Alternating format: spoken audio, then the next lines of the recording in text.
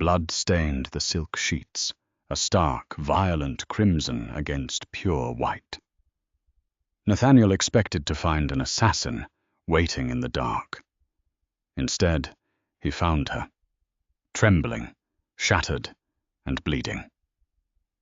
But the moment he recognized the scent of the copper-soaked fabric, pity vanished, replaced by a chilling, earth-shattering realization. Rain lashed fiercely against the reinforced floor-to-ceiling windows of the penthouse suite, the St. Regis in downtown Manhattan. Nathaniel Cross, the undisputed and heavily feared head of the Cross Syndicate, stepped out of the private elevator. The brass doors sealed shut behind him with a quiet, expensive hiss, locking him inside his two-story fortress. It had been a brutal, exhausting night. The sit-down with the Chicago outfits at an underground speakeasy on the Lower East Side had gone completely sideways, resulting in thinly veiled threats and a shattered mahogany table. Nathaniel simply wanted a scotch, a hot shower, and the silence of his heavily guarded sanctuary. Instead, the distinct metallic scent of fresh blood hit him the moment his Italian leather shoes touched the foyer's imported marble. Nathaniel froze. Decades of surviving the criminal underworld kicked his instincts into overdrive. He slipped his hand beneath his tailored suit jacket, his fingers wrapping around the cold, familiar grip of his suppressed Sig Sauer P226. His breathing shallowed. The penthouse was supposedly impenetrable, secured by a state-of-the-art biometric grid and heavily armed guards in the lobby. Yet a smeared dark red trail stained the pristine cream-colored Persian rug, leading directly from the entryway down the long, shadowed hallway toward his master bedroom. Moving with the silent, lethal grace of a predator, Nathaniel tracked the blood. The heavy oak door to his bedroom was pushed ajar, exactly 1.5 inches. A soft, fractured sobbing echoed from the darkness inside. It was a weeping so broken, so utterly hollow, that it sent an unnatural spike of ice straight into Nathaniel's chest. He kicked the door open, leveling his weapon. The gun lowered instantly, curled into a tight, shaking ball in the center of his California king bed was Penelope Albright. Penelope was a woman of undeniable substance, and Nathaniel had always found her breathtaking. She was heavily built, fat and soft in a world that demanded harsh, sharp edges. She carried her weight with a quiet, timid grace, usually hiding her thick, beautiful curves beneath oversized woolen sweaters and long skirts while she arranged flowers at her small botanical shop on West 43rd Street. Nathaniel had first stepped into that shop 6 months ago to collect a gambling debt owed by her estranged brother, Arthur. He had intended to burn the place down. Instead, he had taken one look at Penelope's wide, terrified hazel eyes, paid the debt himself, and spent the last half-year operating as her silent, unseen shadow, addicted to her warmth. But tonight, the warmth was gone.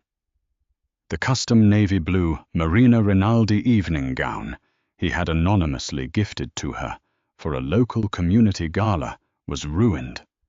The luxurious fabric was shredded at the waist, soaked through with a terrifying amount of thick, dark blood.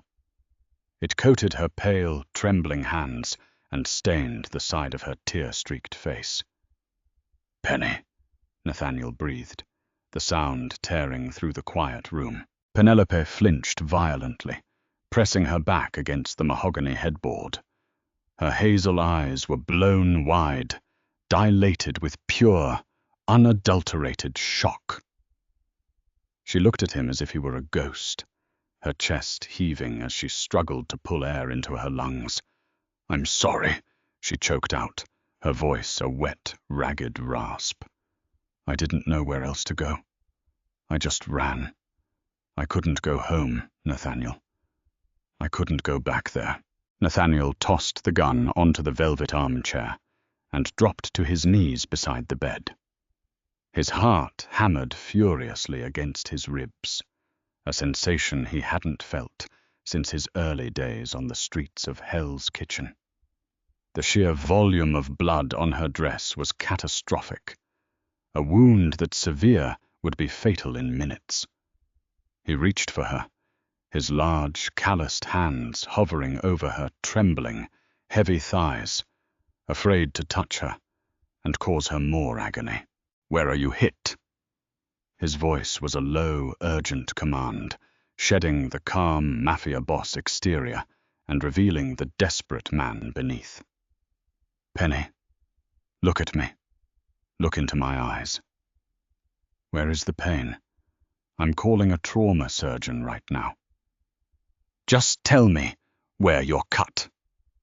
"No!" she shrieked, a sudden burst of panicked energy surging through her. She grabbed his wrists with her blood-slicked hands. Her grip was surprisingly strong, desperate. "No doctors. Please, Nathaniel. No police.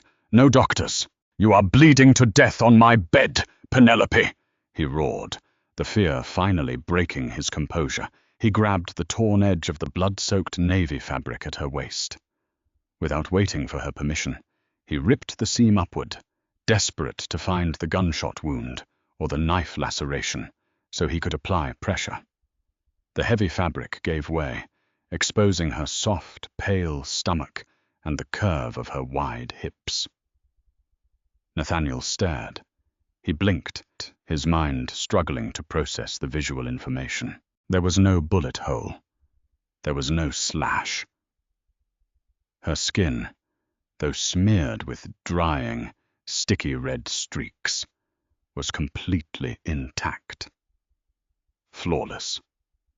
He grabbed her arms, checking her wrists, pushing aside the ruined sleeves. Nothing.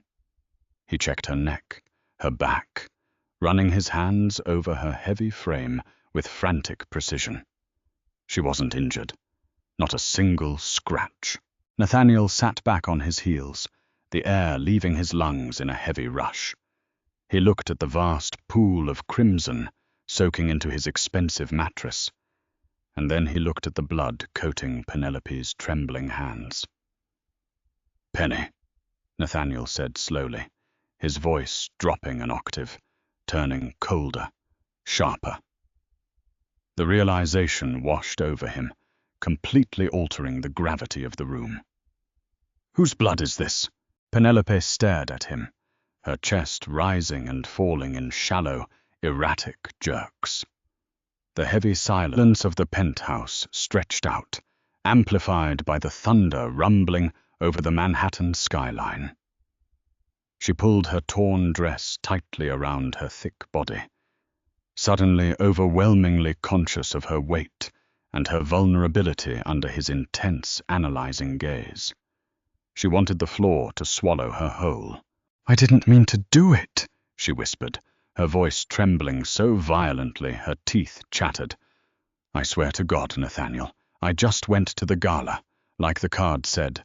I wore the dress you sent. I just wanted to feel beautiful for one night." Nathaniel's eyes darkened. He moved closer, sliding onto the mattress beside her. He didn't care about the gore, ruining his $3,000 suit. He reached out, taking her heavy, blood-stained face between his large palms. His touch was incredibly gentle, a stark contrast to the violence surrounding them. "Breathe, Penny," he murmured, his thumbs wiping away the tears that cut clean tracks through the dried blood on her cheeks. "You are safe here. Nobody in this city can touch you in this room. Tell me exactly what happened. Whose blood are you wearing?" She squeezed her eyes shut, a fresh wave of tears spilling over. "Richard," she choked out. "Richard Caldwell." Nathaniel's entire body went rigid. The air in the room seemed to freeze. Richard Caldwell was his underboss, his second in command. the man who had run the syndicate's waterfront operations for over 12 years. "Caldwell," Nathaniel repeated, his voice dangerously quiet, stripped of all emotion. "What did Richard do to you?" "I was at the Pierre Hotel," Penelope stammered, opening her eyes to meet his furious, dark gaze. "I got overwhelmed by the crowd in the ballroom. I felt like everyone was staring at me, laughing at my size.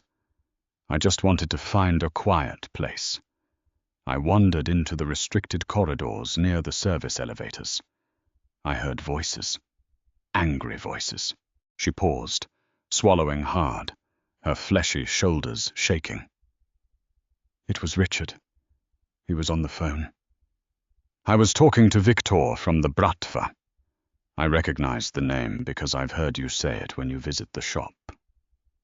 "Nathaniel, Richard gave them the security codes to the underground garage at this building. He told them you were coming back from the Lower East Side alone tonight at midnight.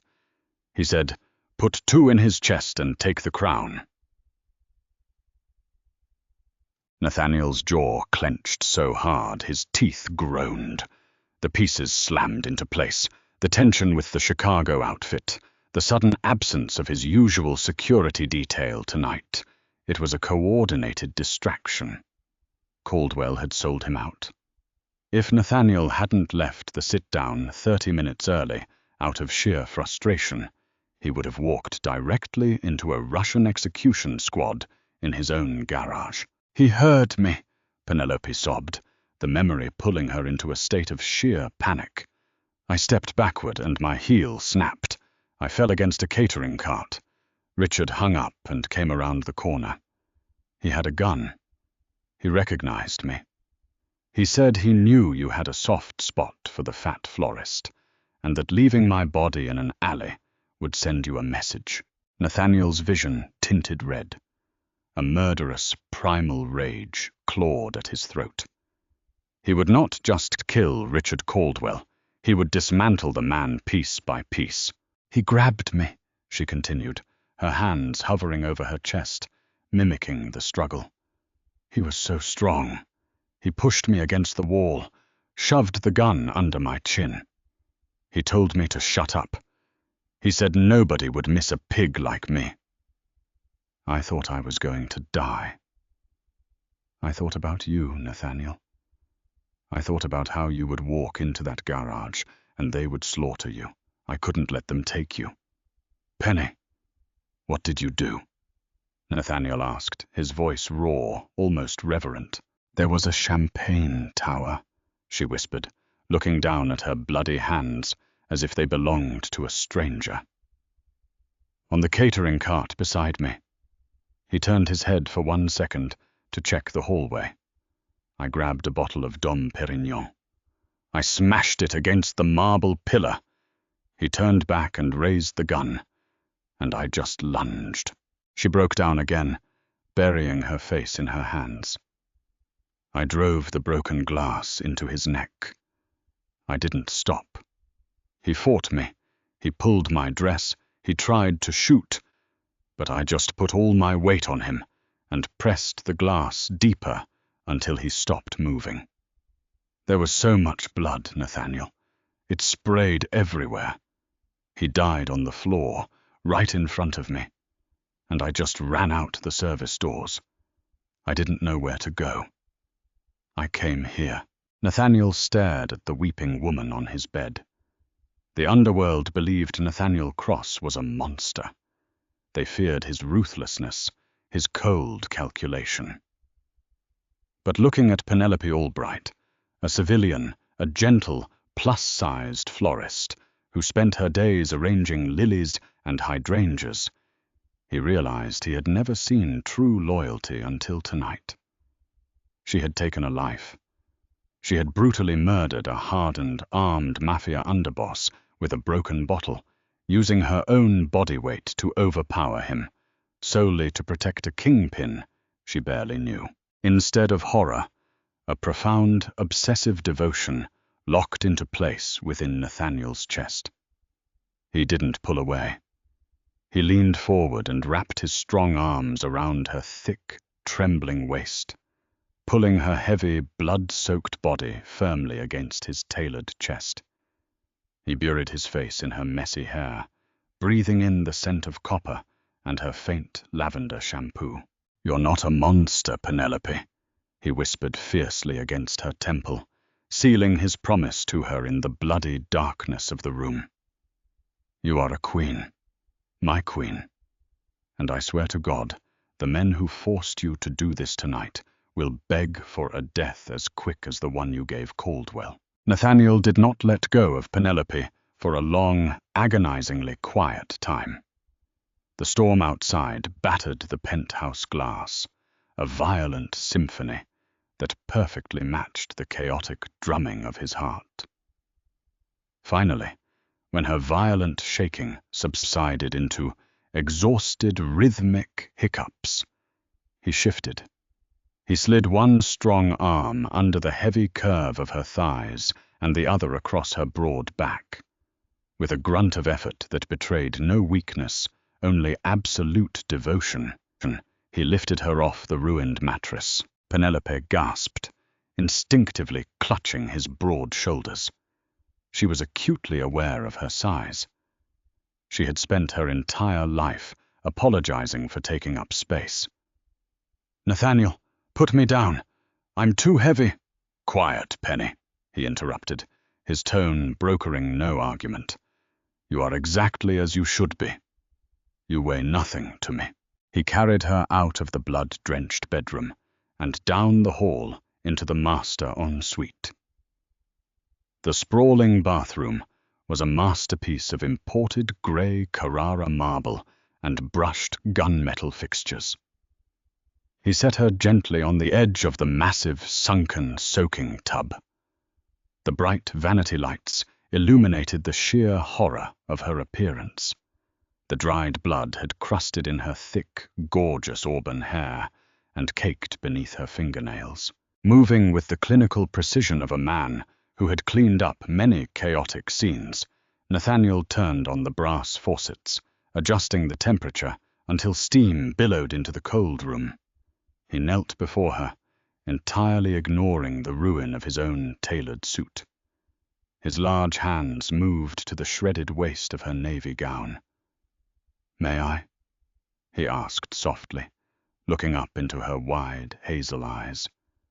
She swallowed hard, a fresh tear tracking through the crimson on her cheek. She nodded once.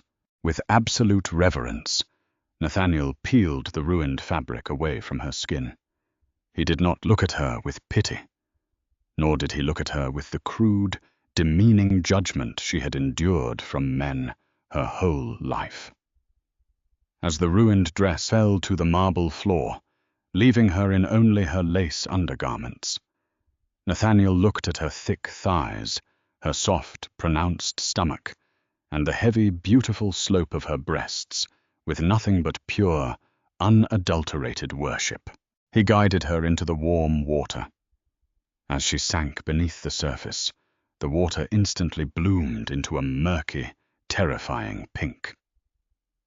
Nathaniel took a plush washcloth, lathered it with an expensive sandalwood body wash, and began the meticulous process of scrubbing Richard Caldwell's lifeblood from her skin. He washed her trembling shoulders.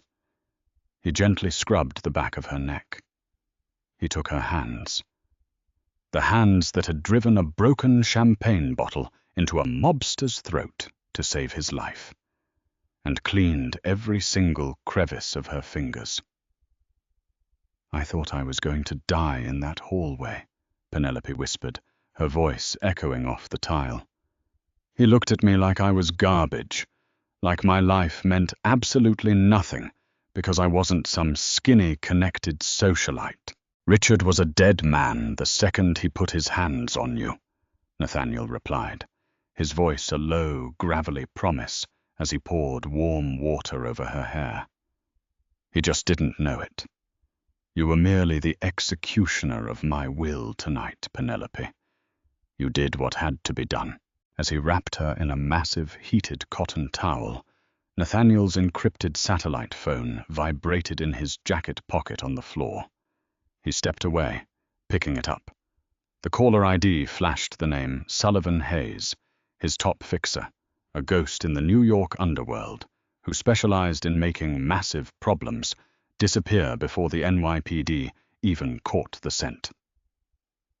"Talk to me, Sullivan," Nathaniel commanded, his eyes never leaving Penelope as she huddled on a velvet stool, drying her hair. "Boss, we have a situation." Sullivan's voice crackled through the secure line, sharp and urgent. "I got a cleanup crew to the service corridor at the Pierre Hotel. Caldwell is dead. It's a mess. But we're bagging him and bleaching the marble now. No cops yet. But that's not the main issue. Get to the point." "We checked Caldwell's pockets," Sullivan continued. "He had a secondary burner phone. The last message he received was a text sent 10 minutes before the altercation. It was an exact location pin for the service elevators, along with the message, 'She's hiding by the catering carts. Take her, and my debt is wiped.'" Nathaniel's blood turned to ice. "Who sent the text, Sullivan?" There was a heavy pause on the line. "We ran the cell tower ping. The number traces back to Arthur Albright, Penelope's brother." Nathaniel gripped the phone so tightly the plastic casing groaned. Arthur, the pathetic gambling act whose life Nathaniel had spared just to get close to Penelope. Arthur had owed a massive debt to Victor Volkov and the Bratva. To clear his ledger, Arthur had not only provided Caldwell with Nathaniel's security blind spots, but he had actively fed his own sister to the wolves as a hostage. "Secure the hotel," Nathaniel ordered, his voice devoid of all humanity.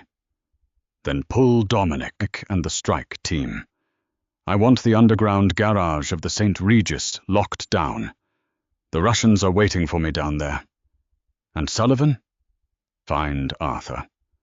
I don't care if he's hiding in a sewer in Queens. Find him and chain him to a radiator." He hung up. Penelope was looking at him, her hazel eyes wide with fresh fear, clutching the towel tightly around her heavy frame. "What is it?" she asked, her voice trembling. "Did the police find him?" Nathaniel walked over to her. He knelt, taking her soft, warm face in his hands. He couldn't tell her about Arthur. Not yet. She had already endured enough betrayal and violence for one night. "Everything is being handled," Nathaniel lied smoothly, pressing a fierce, possessive kiss to her forehead. "You are going to stay in this room. My men will be right outside the door. Do not let anyone in unless it is me. I have some garbage to take out." The underground parking garage beneath the St. Regis was a sprawling cavern of concrete, harsh fluorescent lights and shadows. Normally, it was a quiet sanctuary for Maybachs and armored Cadillacs. Tonight, it was a killing floor. Nathaniel stepped out of the service elevator, a suppressed submachine gun hanging from a tactical sling across his chest. Behind him walked Dominic Russo, and 6 of the syndicate's most lethal enforcers, all clad in black, their weapons drawn. Across the garage, near Nathaniel's designated parking bay, stood a blacked-out, heavily armored Mercedes Sprinter van. 4 men in dark trench coats were huddled near it, checking their weapons, waiting for Nathaniel's private town car to arrive. Victor Volkov's hit squad. They didn't even hear Nathaniel coming. "Light them up," Nathaniel whispered. The silence of the garage was instantly shattered by a deafening chorus of suppressed gunfire. The tactical strike was flawless. 3 of the Russian operatives dropped before they could even unholster their weapons, their bodies hitting the cold concrete with sickening thuds. The 4th man, a heavily scarred lieutenant with a shaved head, managed to dive behind a concrete pillar, returning blind fire. Dominic moved like a phantom, flanking the pillar and driving the butt of his rifle brutally into the back of the Russian's skull. The man collapsed, groaning in agony. Nathaniel walked forward slowly, his dress shoes crunching over shattered glass. He stood over the bleeding Russian operative, leveling his weapon at the man's face. "Victor sent boys to kill a king," Nathaniel sneered, his voice echoing in the damp air. "Tell your boss that his alliance with Richard Caldwell died bleeding on the floor of the Pierre Hotel tonight. Tell him the Cross Syndicate is king, the waterfront, the docks, and every shipment that comes through Brooklyn. If Victor steps out of line again, I will mount his head on my boardroom table." He kicked the man brutally in the ribs, leaving him gasping for air on the pavement, and turned to Dominic. "Clean up the bodies. Leave him alive to carry the message. We have one more stop." 30 minutes later, Nathaniel's armored SUV pulled up to a dilapidated, neon-lit motel on the outskirts of Astoria, Queens. The rain was still pouring in sheets. Sullivan Hayes was waiting outside room 104, smoking a cigarette under the awning. He nodded as Nathaniel approached and unlocked the cheap wooden door. Inside, Arthur Albright was tied to a rickety wooden chair. He was bruised, sweating profusely, and sobbing. When he saw Nathaniel walk in, Arthur's eyes widened in sheer, unadulterated terror. "Mr. Cross," Arthur begged, struggling against the zip ties cutting into his wrists. "Please, I didn't have a choice. Victor was going to break my legs. He was going to kill me over the debt." Nathaniel didn't say a word. He walked slowly across the stained carpet, grabbed a wooden desk chair, and sat down directly in front of Arthur. He stared at the pathetic, sniveling man. This was the man who shared Penelope's blood. This was the man who had traded a pure, beautiful woman's life to save his own miserable skin. "You texted Caldwell," Nathaniel said softly. "It wasn't a question." Arthur choked on a sob. "They promised they wouldn't hurt her. They just wanted to use her as leverage against you. They knew you were obsessed with the fat girl." The words had barely left Arthur's mouth before Nathaniel moved. His fist shot out like a piston, colliding with Arthur's jaw with a sickening crack. Arthur's head whipped to the side, blood spraying from his split lip. "Do not ever speak of her like that again," Nathaniel hissed, grabbing Arthur by the throat and squeezing until the man's face began to turn a mottled shade of purple. "Penelope is a goddess. She is twice the human being you will ever be. She killed Caldwell tonight. She drove glass into his neck and watched him bleed out to protect me. She is a queen, and you are a rat." Nathaniel released his grip, letting Arthur gasp for air. He pulled a sleek, silver hunting knife from his belt. "I am not going to kill you, Arthur," Nathaniel said, his voice deadly calm. "Only because Penelope's heart is too soft, and she would mourn you. But you are going to disappear. You will get on a cargo ship, heading to South America tonight. You will never contact her. You will never return to New York. And you will never speak my name again. Because if you do—" Nathaniel pressed the flat of the cold blade against Arthur's cheek. "I will not send Sullivan. I will come for you myself." By the time Nathaniel returned to the penthouse at the St. Regis, the sun was just beginning to peek over the East River, casting a pale grey light through the floor-to-ceiling windows. The bloody mattress had been completely replaced by his cleaning crew. The room smelled of bleach and lavender. Penelope was awake. She was sitting in the velvet armchair by the window, wearing one of his oversized white button-down shirts. It draped over her thick, gorgeous curves, making her look incredibly small yet undeniably powerful.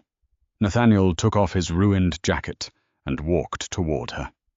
He dropped to his knees in front of her chair, resting his hands on her soft, heavy thighs. "Is it over?" she asked softly, her voice raspy from crying.